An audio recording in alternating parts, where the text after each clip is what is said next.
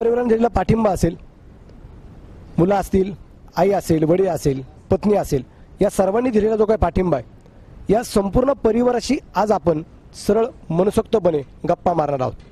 तो कार्यक्रम म्हणजेच आपल्या www.cricklife.in आणि फेसबुक पेज आपलं पुणे टेनिस क्रिकेट यांच्यामार्फत आपण आज मनसोक्त गप्पा मारणार आहोत। ते म्हणजेच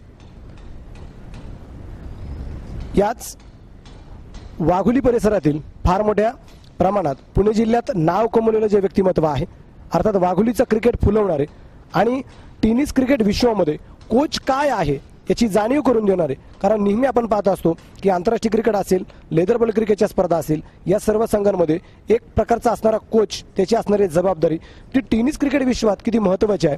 आणि ही जबाबदारी पार पाडत असताना अक्षरशः की PTPL मध्ये हवेली हंटर्स या संघाला जो काही प्रथम क्रमांक मिळाला, त्या संघाचं कोच म्हणून, एक प्रशिक्षक म्हणून जबाबदारपूर्ण आपलं कामकाज पूर्ण करणारे आदरणीय अतुलजी बनकर यांच्याशी आपण आज मनसोक्तपणे गप्पा मारणार आहोत। कारण आज या संपूर्ण टेनिस क्रिकेट विश्वामध्ये आपण जी काही या संपूर्ण टेनिस क्रिकेट विश्वामध्ये जे काही यशावरती आपण पोहोचलेलो आहोत, या यशावरती पोहोचण्यासाठी अतुलजी बनकर यांनी घेतलेले कष्ट, त्याचबरोबर त्यांच्या परिवाराने दिलेले त्यांना योग्य मोलाची साथ, या सर्वांशी आपण आज गप्पा मारणार आहोत। कारण आपल्या कार्यक्रमाचं नावच आहे, उपक्रमाचं नाव आहे ते संघर्षातून यश। आज आपण अतुलजी बनकर यांच्याशी मात्र सरळ मनसोक्तपणे गप्पा जे मारणार आहोत की ज्यांनी मात्र वाघोलीचं क्रिकेट फुलवलेलं आहे, अशा व्यक्तींशी आपण आता गप्पा मारायला सुरुवात करतोय। नमस्कार अतुल सर। नमस्ते अतुल सर, आपण आजचा www.cricklife.in आणि तुमचं आमचं सर्वांचं आवडतं Facebook page Pune tennis cricket याच्यामार्फत आपण संघर्षातून यशाकडे या उपक्रमादरम्यान आज आपण तुमच्याशी मनसोक्त गप्पा मारणार आहोत। तर मला तुम्हाला अशी सुरुवात करायची की तुमचं जन्म कुठे झाला, तुमची जी काही खडतर परीक्षा तुम्ही दिलेली आहे, बालपण कसं काय गेलेलं आहे त्याबद्दल थोडीसा जाणू इच्छितो। माझा जन्म हडपसर गावी झाला। 27 जून 1982 साली हडपसर या गावी माझा जन्म झाला। त्यानंतर पहिलीचं शिक्षण माझं हडपसरलाच पूर्ण झालं। त्याच्यानंतर हडपसरचं शिक्षण पूर्ण झाल्यानंतर वडिलांच्या कंपनीचं स्थलांतर झालं सणसवाडी या ठिकाणी। तर मग वडिलांच्या कंपनीचं स्थलांतर झाल्यानंतर साधारण वाघोली हे शिक्षणाचं माहेरघर त्यावेळी मानलं जायचं, म्हणून 1989 ते 88च्या दरम्यान वाघोलीत आलो आम्ही आणि वाघोलीमध्ये शिक्षण सुरू झालं। तर दुसरीला प्रवेश घेतला जिल्हा परिषद प्राथमिक शाळेमध्ये। त्याच्यानंतर वाघोलीचं शिक्षण, माझं पूर्ण शिक्षण त्यानंतर वाघोलीतच झालं। तर वाघोलीमध्ये शिक्षण घेत असताना वाघोलीचं शिक्षण इतकं चांगलं होतं, त्या काळी इतकं चांगलं शिक्षण दिलं जायचं वाघोलीमध्ये। तर शिक्षण घेता घेता हळूहळू क्रिकेटची गोडी लागू लागली। क्रिकेट खेळायला लागलो, 5वी 6वीच्या दरम्यान क्रिकेट खेळायला लागलो। नुकताच गोलंदाजीचा सराव करू लागलो आणि त्यानंतर 9वी ते 10वीत असताना चांगल्या प्रकारचा गोलंदाज मी त्यावेळी झालो। परंतु गोलंदाज होण्या अगोदर आमची एक टीम होती अमरदीप मित्रमंडळ म्हणून। तर त्या काळी अक्षरशः तुम्हाला सांगतो की पाठीमागे किपरच्या मागे बॉल अडवायला असायचो, स्थान मिळत नसायचं खेळायला, कारण खेळाडू जास्त असायचे। तर त्यावेळी अशी म्हणजे पद्धत असायची की तुम्हाला क्रिकेट खेळायला शिकायचं तर तुम्ही पहिल्यांदा पाणी किंवा त्या खेळाडूंचे बाहेर गेलेले चेंडू फेकणे इथून सुरुवात केली आणि अशा प्रकारे त्या क्रिकेटच्या जीवनाला सुरुवात झाली। 10वीच्या दरम्यान पहिली टुर्नामेंट झाली, त्यावेळेस समोर होता डिंगडॉंगचा संघ, म्हणजे मुन्ना शेख, पप्पू सिंग, मारुती वैराट, सँडी जगताप असे खेळाडू होते। आणि आमच्या संघातून महाराष्ट्र खेळलेला पारस मांबरे आणि आमचे इथले जे मंडळाचे अध्यक्ष होते अशोक मेदनकर म्हणा, माझे 2 भाऊ श्रीकांत कवटाळे असतील किंवा त्याच्यामध्ये विनोद चौधरी, असे बरेच खेळाडू होते। त्या सामन्याला मला पहिल्यांदा संधी मिळली। त्या पहिल्या सामन्याला मी 3 फलंदाज बाद केले होते। मारुती वैराटला मॅचच्या पहिल्या बॉलला आउट केलं होतं आणि संदीप जगताप आणि त्याच्यानंतर पप्पू सिंग असे 3 खेळाडू बाद केले होते आणि तिथून माझ्या क्रिकेटच्या जीवनाला खऱ्या अर्थाने सुरुवात झाली। ही सुरुवात करत असताना वाघोली ज्यावेळेस तुमचं आगमन झालं, वाघोलीत आगमन झाल्यानंतर तुम्हाला कोणत्या मित्रपराने जास्तीत जास्त सहकार्य केलं की वाघोलीचं क्रिकेट फुलवण्यासाठी? वाघोलीचं क्रिकेट म्हटलं तर त्या काळी क्रिकेटमध्ये चांगले मित्र म्हणलं तर अमोल सातव, स्वप्नील कुंभार सोबत जुळत गेले। म्हणजे आता सध्या जे खेळाडू आहेत त्या अक्षरशः त्यांचे जन्म झाले नव्हते त्यावेळेस पासून मी क्रिकेट खेळत होतो, तर ते नवीन खेळाडू माझ्यासोबत खेळू लागलेत आता. वाघोलीत आल्यानंतर पहिली कोणती क्रिकेटची टुर्नामेंट तुम्ही खेळलेली आहात? वाघोलीमध्ये साधारण इथं सातव हायस्कूलला ज्या टुर्नामेंट व्हायच्या, पूर्वी सातव हायस्कूलचं मैदान म्हणजे सर्वात फेमस मैदान, आणि त्याच्या पाठीमागे जे मोजे कॉलेज आत्ता जिथं बसलंय तिथे गोयलचं एक ग्राउंड होतं, त्या ग्राउंडवरती टुर्नामेंट व्हायच्या, लोकल अशा मॅचेस व्हायच्या. परंतु सगळ्यात महत्त्वाची टुर्नामेंट म्हणलं तर माझ्या दृष्टीने तीच डिंगडॉंग सोबत जी मॅच झाली, त्या मॅचमध्ये जो माझा डेब्यू केला, म्हणजे नाही का अक्षरशः आमच्या संघाचा कर्णधार म्हणला की 3 भावांपैकी एक जण खाली बसला तरी चालेल पण अतुलला खेळवायचंच. म्हणजे माझ्या गोलंदाजीचा वेग तसा होता आणि वय कमी होतं, साधारण 10वीचं वय म्हणजे 15 ते 16 वय असेल त्या काळी, आणि त्या टायमिंगला खेळायला सुरुवात केली.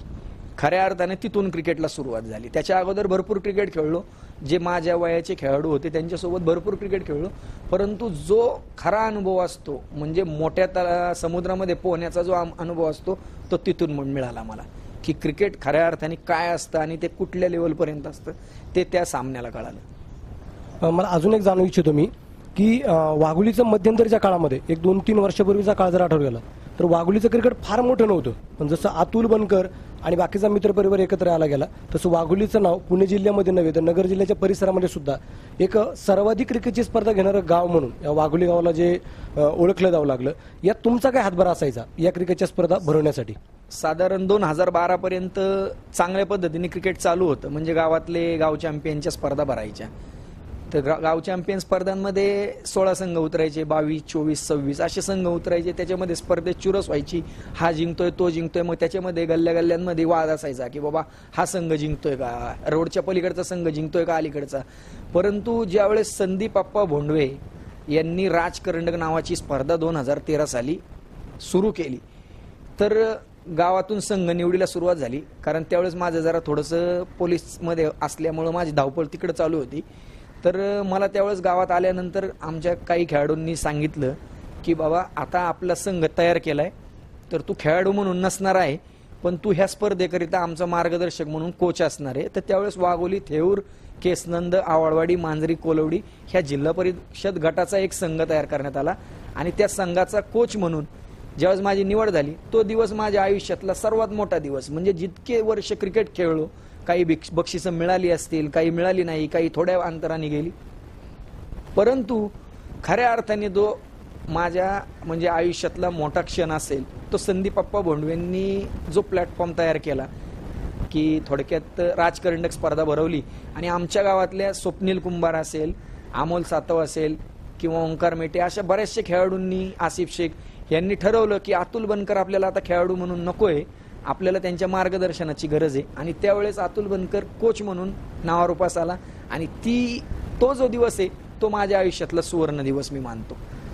या सर्वांनी मात्र जो काही ठराव पास केला होता की तुम्हाला एक चांगल्या प्रकारचे गोलंदाज असताना सुद्धा तुम्हाला त्या संघामध्ये स्थान नाही मिळालं तरी चालेल, म्हणजे जो काही कोटा असेल, त्या व्यतिरिक्त तुम्हाला प्रशिक्षक म्हणून, कोच म्हणून मात्र तुम्हाला निवडलं गेलं.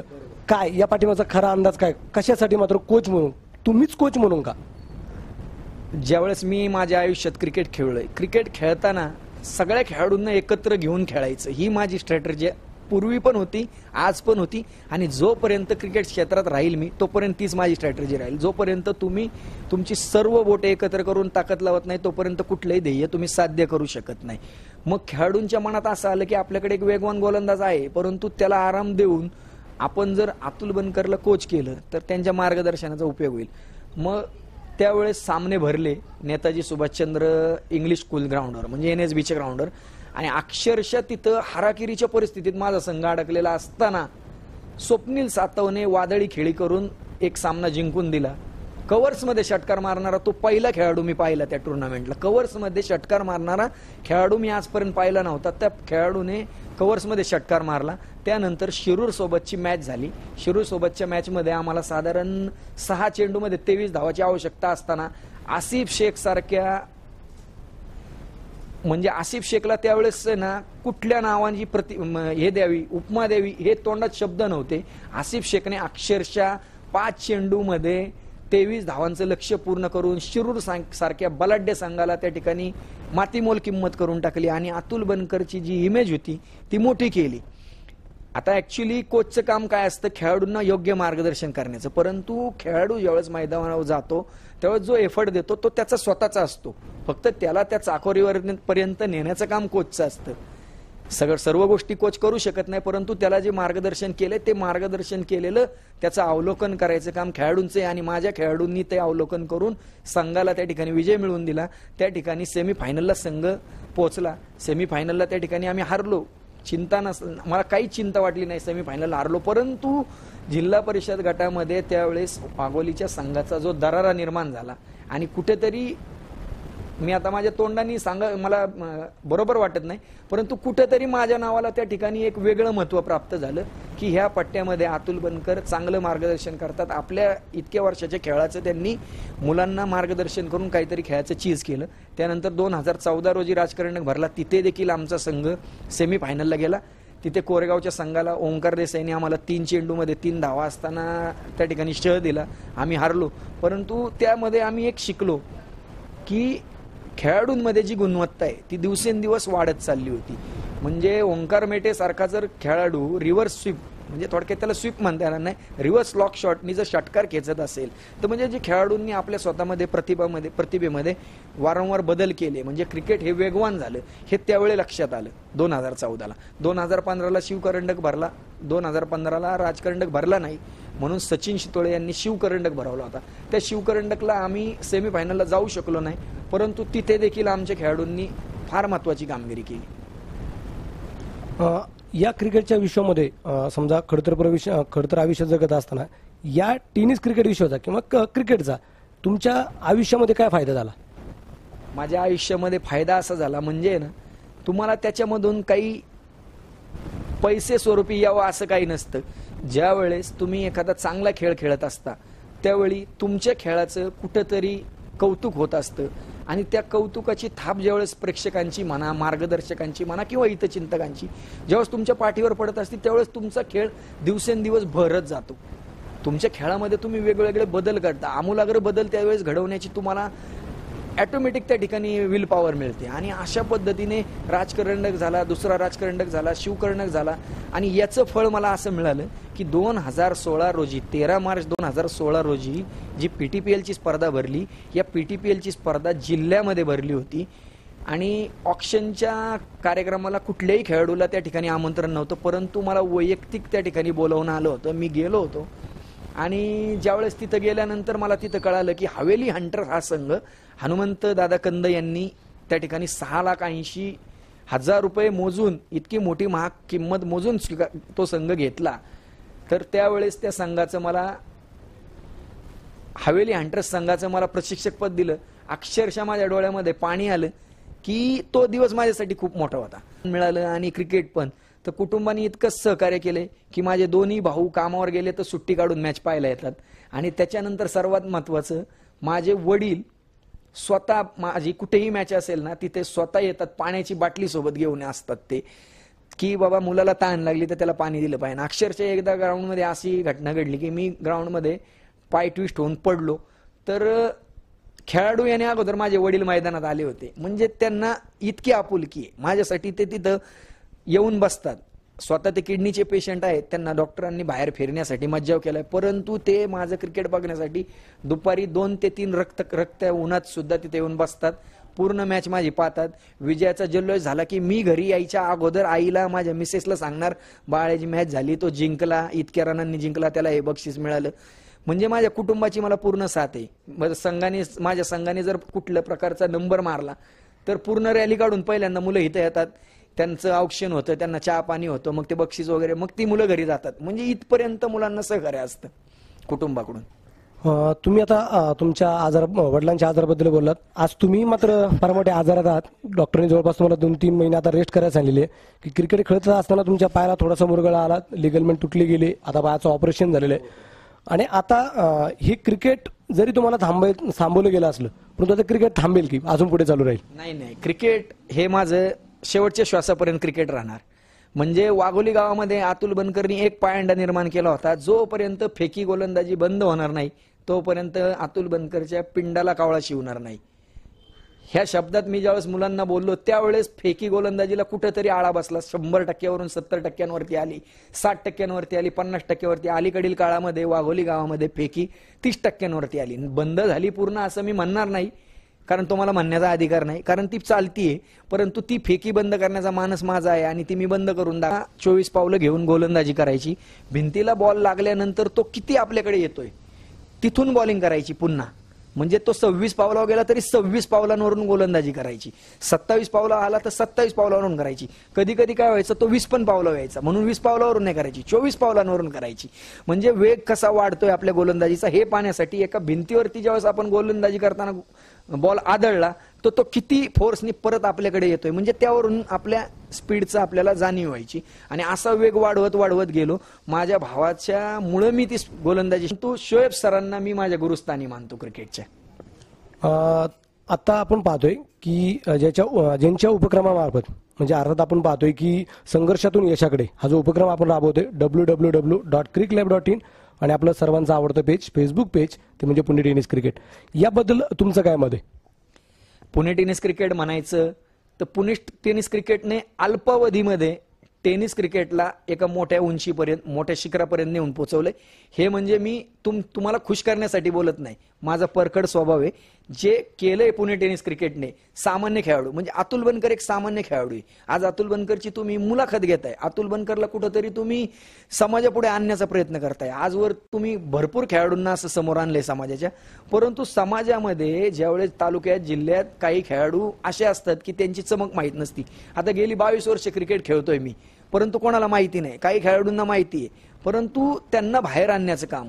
आणि या ठिकाणी पुणे टेनिस क्रिकेटच्या माध्यमातून लाईव्ह व्हिडिओ किंवा पुणे टेनिस क्रिकेटच्या माध्यमातून समालोचन असेल किंवा स्पर्धेचं आयोजन असेल. आता रिसेंटली माझ्या माहितीप्रमाणे सांगवीमध्ये आमदार लक्ष्मण जगताप यांच्या वाढदिवसानिमित्त आमचे सर्वांचे लाडके मित्र आमचे अजयदादा दुधभाते यांनी एक स्पर्धा भरवली होती, क्रिक लाईफ चषक म्हणून. तर त्या स्पर्धेला माझा संघ घेऊन गेलो होतो मी, हवेली हंटर्स. तर दादांना इतका आनंद झाला की हवेलीचा संघ इथं आलाय, अतुल बनकरचा संघ इथं आलाय.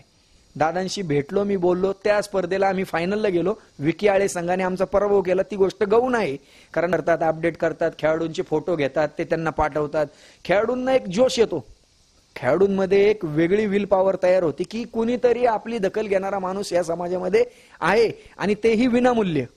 कुठल्याही प्रकारचे त्यांच्याकडून पैसे घेतले जात नाही आणि त्याला त्या शिखरापर्यंत पोहोचवलं जातं. मग समजा ओंकार मेटेने वाघोलीच्या स्पर्धेमध्ये 23 चेंडूत 60 धावा केल्या. तर दादांच्याकडून मला त्याच रात्री एक फोटो आला, ओंकार मेटे 23 चेंडू 60 धावा, अभिनंदन वगैरे, असं बरंचसं आलं, क्रिक लाईफ फाउंडेशन वगैरे. तर मी चकित झालो की बाबा हिथं तर दादांना माहित नव्हतं. दादांकडून फोटो आला. मी दादांना फोन करून त्यांचं पण आभार मानलं की बाबा माझ्या एका गुणी खेळाडूचं तुम्ही कौतुक करताय, तुमचा पण मला अभिमान आहे.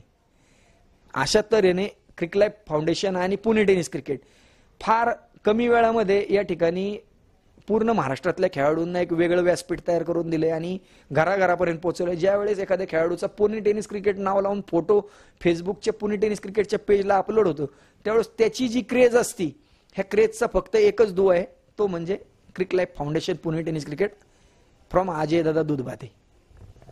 धन्यवाद अतुलजी बनकर.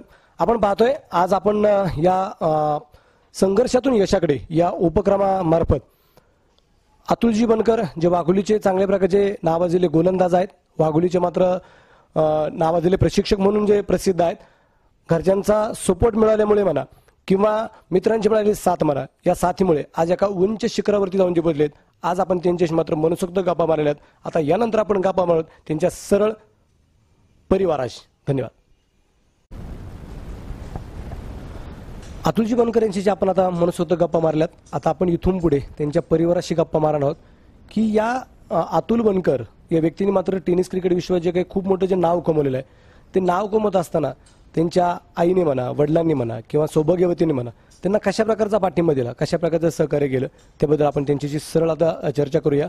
आपल्या समोर आहेत दादा आहेत, आई आहे, वहिनी सुद्धा आहेत. तर मी प्रथमतः मात्र दादांना प्रश्न विचारणार आहे. दादा, माझ्या माहितीप्रमाणे की मला असं पण कळलेलं आहे की तुम्ही ज्यावेळेस अतुल बनकर यांचे स्पर्धा असते किंवा अतुल बनकर ज्यावेळेस मैदानाच्या आतमध्ये असतात, त्यावेळेस कुठेतरी कानाकोपऱ्यात तुम्ही सुद्धा तुमचं स्वतः मात्र त्या ठिकाणी हजर असता किती आवड आहे तुम्हाला या क्रिकेटबद्दल आवड आहे म्हणून तुम्ही मैदानावरती जाता की चला माझा एक काळजाचा तुकडा मैदानावरती खेळतोय म्हणून तुम्ही मैदानावरती जाता? क्रिकेटची तर आवड आहेच, पण आपला बाल्य मुलगा तो क्रिकेट कसा खेळतोय ह्यात मला जास्त अभिमान वाटतो. कारण त्याचे खेळ मी हमेशा पाहत राहतो आणि जिथं जिथं क्रिकेट असेल ना त्या वेळेला मी तिथं हजरच असतो. असं कधी झालंय की अतुल बनकर खेळत असताना अचानक तुम्हाला खूप आनंद झालाय, असा एखादा क्षण खूप मोठा आनंद झाला तुम्हाला? मॅच जिंकल्यानंतरच. अशी कोणती स्पर्धा आहे की ती तुम्ही म्हणजे स्वतःला मी पूर्णपणे आता विसरून गेलो मी की अतुल बनकर यांचे मी पिताश्री आहे, माझं खूप वय झालंय, ती मी सगळं विसरलो गेलो आणि त्यावेळेस मी एकदम तरुण आहे, माझ्या मुलाने मात्र स्पर्धा जिंकली आणि खूप मोठा जल्लोष झाला, अशी एखादी स्पर्धा? लोणीकंदमध्ये जी स्पर्धा झाली होती ना तिथं ही स्पर्धा पहिल्या नंबरने जिंकली होती. त्यावेळेला माझा मोठा मुलगा संतोष बनकर आणि मी आणि अतुल तिथं त्या मुलांच्या बरोबर आनंद व्यक्त करताना आम्ही इकडे आनंद व्यक्त करत होतो. आणि असं हा पण झालं एक आनंदाचा क्षण. असं कधी वाटलंय की समजा आता अतुल बनकर खेळत असताना अचानक नाही कधी आनंदामध्ये अचानक डोळ्यात 2 अश्रू सुद्धा आले, असं कुठलं लक्षण आहे का? हा, एखाद्या वेळेला बॉलिंग करताना तो कधी 6 गेला त्याच्या हातून किंवा आपल्या मनाला वाईट वाटतं की एवढा बॉलर चांगला असताना अचानक 6 मागं 4 असं ज्या वेळेला होतं ना त्यावेळेला ऑटोमॅटिक डोळ्यात पाणी येतं. धन्यवाद दादा. आता यानंतर आपण चर्चा करणार आहोत की ज्यांनी कलर्स मराठी या चॅनलवरती अलका कुबल यांच्या या दर्शन मालिकेमध्ये मात्र ज्यांनी कामकाज केले की श्री क्षेत्र वाघेश्वराचं जे वाघोली गावामध्ये जे मंदिर आहे त्या मंदिरामध्ये नेहमी सातत्याने जाणाऱ्या आणि एक निश्चिंत भक्त म्हणून या वाघोली गावामध्ये परिचित असणाऱ्या अतुलजी बनकर यांच्या मातोश्री यांच्याशी आपण आता चर्चा करूया. आई, मुलाला जन्म दिल्यानंतर मुलगा लहानाचा मोठा होत असताना त्याचं बालपण कसं गेलं, आपण थोडंसं त्याबद्दल चर्चा करू. त्याचं बालपण थोडं आजारीच असायचा, परंतु थोड्या काळानंतर चांगला झाला आणि शाळेत जायला लागल्यानंतर त्याला अशी क्रिकेटची खूप आवड झाली आणि छोटा असताना खेळता खेळता हळूहळू तो मोठ्या मुलांच्यात पण खेळू लागला. पूर्वीचे अतुल बनकर आणि आत्ताचे अतुल बनकर काय फरक वाटतोय? पूर्वीचं म्हणजे ते त्यांना आवड म्हणून खेळायची क्रिकेट आणि आज म्हणजे थोडं मोठं व्हायला लागल्यामुळं त्यांना मोठ्या मोठ्या मॅचेस खेळायला लागले, मोठी मोठी बक्षिसं मिळायला लागली. त्याच्यामुळं आम्हालाही जास्त आनंद वाटतो की त्यांना आवड आहे ना तर खेळलंच पाहिजे. जिथं मॅचेस असतील ना तिथं त्यांनी जायचं आणि यश मिळवायचं. असं कधी झालंय का अतुल बनकर समजा मैदानाच्या आतमध्ये गेल्यानंतर तिकडे एक महत्वाची जबाबदारी त्यांच्या खांद्यावरती आहे, पण तसंच या प्रपंचामध्ये या संसारामध्ये आज आपल्याला आपल्या मुलाची सुद्धा गरज आहे, त्यावेळेस तुम्ही कोणाकडे जास्त कल देता? मुलाकडे क्रिकेट म्हणून पाहणार आहे की एक जबाबदारी म्हणून मुलगा पाहणार आहे? नाही, जरी तो क्रिकेट खेळायला गेला आणि घरी काय त्याची आवश्यकता पडली तरी आम्ही त्या जागी काही ना काही निर्णय घेतो, पण त्याला त्रास कुठल्याही प्रकारचा होऊन देत नाही आम्ही. त्याचं खेळात मन रमतं ना तर ते त्याला डिस्टर्ब करत नाही आम्ही. आई, अजून एक की असं कधी झालं की अतुल बनकर आता खूप मोठ्या टेन्शन मध्ये आहेत, घरी नाही का खूप टेन्स मध्ये आलेत, त्यावेळेस तुम्ही त्यांचं शांतपण कशा प्रकारे करता? हो, आम्ही जर समजा तिकडे मॅच वगैरे हारली ना तर आम्ही त्याला समजावून सांगतो की बाबा कधी हार कधी जीत असती, एवढा जास्त डोक्याला टेन्शन घ्यायचं नाही, तू आज हारला उद्या जिंकणारच आहे, हे चक्र चालूच असतं, पुढच्या वेळेला जिंकशील, तर टेन्शन काय घेऊ नको तू. धन्यवाद आई. आता मी वहिनीशी चर्चा करूया आपण. वहिनी, क्रिकेटची आवड असणारे तुम्ही व्यक्तिमत्व आहेत. पहिला प्रश्न असा असेल, तुम्हाला क्रिकेटची आवड आहे म्हणून तुम्ही नेहमी व्हिडिओच्या मार्फत अतुलजी बनकर यांचं मात्र लाईव्ह व्हिडिओ पाहत असता किंवा फेसबुक पेज असेल किंवा व्हॉट्सअपच्या ग्रुप मार्फत असेल किंवा व्हॉट्सअपच्या मार्फत तुम्हाला बऱ्याचशा गोष्टी ते काय करतात हे मात्र तुमच्यापर्यंत पोहोचत असतं. एक क्रिकेटची आवड म्हणून पाहत असता की चला माझे एक मिस्टर आहे आपलं एक सौभाग्याचं लेणं मैदानाच्या आतमध्ये खेळते म्हणून पाहत असता? नाही, आधी तर मला क्रिकेटची आवड नव्हती अजिबात, पण लग्न झाल्यापासून तर हे क्रिकेट म्हणजे क्रिकेटमध्येच बिझी असतात, तर हे क्रिकेट खेळतात म्हणून मी क्रिकेटमध्ये थोडं. विनी, असं कधी झालंय की आज नाही का समजा तुमचा म्हणजे ज्यावेळेस अगदी अलकाताईंचं आगमन झालं होतं वाघेश्वरला, आज शूटिंगचा दिवस होता, त्या दिवशी तुमचा वाढदिवस सुद्धा होता, तुम्हाला महाबळेश्वरला फिरायला जायचं होतं आणि त्याच वेळेस अतुलजी बनकर यांनी तुम्हाला एक महत्वाचं काम सांगितलं की चला का आईंना मात्र त्या सिरियलमध्ये काम मिळणार आहे, आता आपलं महाबळेश्वरला जाणं कॅन्सल झालेलं आहे. तर नवऱ्याने टाकलेले शब्द, आपल्या मालकाने टाकलेले शब्द असेल, त्यावेळेस काय फिलिंग निर्माण झाली होती मनामध्ये? ऑलरेडी आमचं खूप दिवसांपूर्वीच डिसाईड झालेलं होतं, पण नात्यांचा टीव्हीवर शो येणार होता म्हणून आम्ही ते कॅन्सल केलं आणि शो साठी मग तयार झालो. ह्या प्रपंचामध्ये, या सांसारिक जीवनामध्ये क्रिकेटला कधी दोघांच्या मध्ये आणलंय का? तसं क्रिकेट भरपूर वेळेस मध्ये येतो, कारण की ते जास्त करून क्रिकेटमध्येच बिझी असतात. मग थोडीफार भांडणं व्हायची आमची, पण ते क्रिकेटला गेले ना मग मी परत ऑनलाईन बघायचे, त्यांना मेसेज करायची. कसं वाटतं ज्यावेळेस अगदी लग्न जमलं असेल, लग्न जमल्यानंतर, लग्न झाल्यानंतरचे अतुल बनकर आणि आज जे अतुल बनकर आहे, म्हणजे जवळपास अगदी 3-1 वर्ष लग्नाला तुमचे होत आलेले आहेत. या 3 वर्षाच्या कालखंडामध्ये लग्नाचं पहिलं वर्ष, आत्ताची लग्नाची 3 वर्ष कशी वाटतात अतुलजी बनकर? एकदम छान. जेव्हा पहिलं वर्ष होतं त्यापेक्षा तरी आता खूप सुंदर आहे, कारण की त्या क्रिकेट वगैरेमुळे पण ते आता शक्यतो बिझीच असतात. धन्यवाद. आपण आज अगदी मनसोक्त गप्पा मारलेल्या आहेत त्या बनकर परिवाराशी. आता अतुलजी बनकर यांच्या संपूर्ण कुटुंबाशी आपण अगदी चर्चा केलेली आहे. धन्यवाद या ठिकाणी अतुलजी बनकर, आणि धन्यवाद आई, दादा, वहिनी, तुम्ही मनसोक्त आमच्याबरोबर गप्पा मारलेल्या आहेत. तुमचं सर्वांचं आमच्या www.crickclub.in आणि तुमचं आमचं सर्वांचं आवडतं Facebook page Pune tennis cricket यांच्या वतीने तुमचं सर्वांचं आभार मानतो आणि या ठिकाणी थांबतो. धन्यवाद. प्रश्न विचारतोय की शौर्य कला क्षेत्रामध्ये मात्र मोठं होण्यासाठी खूप मोठी धडपड करणारे 28 दिवसाचा असताना संदीप खरे सारख्या एका नामवंत कलाकारांशी मात्र त्यांनी संपर्क साधला, संस्कृती बालगुडेंशी संपर्क साधला. आता हे सगळं होत असताना वहिनी मला तुम्हाला विचारू इच्छितो की शौर्य मोठेपणी काय व्हावं असं तुम्हाला वाटतं? माझी तर इच्छा आहे त्यांनी मराठी फिल्म इंडस्ट्रीमध्ये जावं, आणि जर समजा त्यातनं नाहीच झालं तर काहीतरी करून त्यांनी आउट ऑफ इंडिया तो सेटल झाला पाहिजे, अशी माझी इच्छा आहे. वहिनींची इच्छा आउट ऑफ इंडिया जाणं तरी किंवा चित्रपटसृष्टीमध्ये तरी आपलं नाव कमावं अशी मात्र वहिनींची इच्छा आहे. अतुलजी बनकर, तुमची काय इच्छा आहे? शौर्यनी काय व्हावं? निश्चितच माझे जसं मिसेसने या ठिकाणी कळवलं की त्यांनी मराठी चित्रपटसृष्टीत जावं, तर त्यांच्या आजोळाच्या शेजारी प्रसिद्ध आपले जे नायक आहेत किंवा प्रसिद्ध सिने कलाकार विक्रम गोखले यांची एक अकादमी आहे. त्यांचा मानस आहे की त्याला तिथे आपण दाखल करायचं, त्याला तिथूनच धडे मिळाले पाहिजे चित्रपटसृष्टीत जायचे. त्यांना माझा पूर्णपणे पाठिंबा आहे. परंतु एक क्रिकेटर, एक बाप या दृष्टीने मी हे सांगू इच्छितो, माझ्या मुलाला मी एक चांगला क्रिकेटर शिकवणार आहे आणि त्याचे शुभ संकेत असे आहे की माझा मुलगा डाव्या हाताने चेंडू फेकतो आणि उजव्या हाताने बॅट पकडतो. म्हणजे माझ्यासाठी ही एक मोठी दुग्ध शर्करा योग आहे. स्वतः मी लिफ्टी गोलंदाज नसलो तरी लिफ्टी गोलंदाज जशी गोलंदाजी करतो त्याप्रमाणे मी आउटस्विंग गोलंदाजी करतो. म्हणजे थोडक्यात जो डावखुऱ्या हाताचा गोलंदाज सरळ हाताने टाकतो तो मी माझ्या उजव्या हाताने टाकण्याचा प्रयत्न करतो आणि त्याच्यामुळे मी एवढा फेमस झालोय. जर माझा मुलगा डावखुऱ्या हाताचा गोलंदाज झाला तर त्याच्यासाठी मी माझ्या आयुष्यात जेवढं परिश्रम घेता येईल तेवढं घेईल, परंतु त्याला एक कुठेतरी इंग्लिश काउंटी खेळायला तरी पाठविलच, हा माझा मानस आहे. धन्यवाद. शौर्य, चला आता आपण सर्वांना नमस्कार करूया. एकदा नमस्कार करा, सगळ्यांना नमस्कार करा. कसा करायचा नमस्कार? व्यवस्थित. नमस्ते. धन्यवाद. 21 महिन्यांचं मी याबद्दल अशी चर्चा करतोय कारण अतुल बनकर यांनी ज्याप्रमाणे क्रीडा क्षेत्रामध्ये नाव कमवलेलं आहे तसा हा शौर्य जो आहे, छोटा मुलगा आपण जो या ठिकाणी जो पाहतोय, या छोट्या मुलाने 28 दिवसाचा असताना एक सुंदर असा चित्रपट जो आला होता जो सर्वांनी पाहिलेला आहे, दमलेल्या बाबाची कहाणी. या चित्रपटात मात्र 28 दिवसाचं असणारं बाळ, या बाळाची भूमिका या शौर्य या छोट्या मुलाने जे केलेली आहे. अतुलजी बनकर, कशा प्रकारे मात्र निवड झाली? असा कुठला क्षण घडला की अचानक मात्र 28 दिवसाचं बाळ तुम्हाला या चित्रपटामध्ये मात्र त्याची निवड होताना कशा प्रकारचा आनंद झाला? माझी सासरवाडी पुण्याची आहे.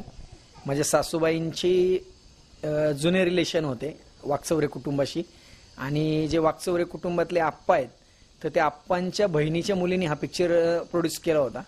म्हणजे थोडक्यात नितीन चव्हाण आणि पल्लवी चव्हाण. तर ते ज्यावेळेस मुलाला पाहायला आले ते आप्पा आणि त्यांच्या मिसेस, तर त्यावेळेस त्यांच्या असं लक्षात आलं की आपल्याला आता शूटिंगसाठी एक लहान बाळाची गरज आहे, मुलीची. परंतु हा तर मुलगा होता, परंतु त्यांनी मुलालाच मुलगी म्हणून दाखवलं त्या ठिकाणी.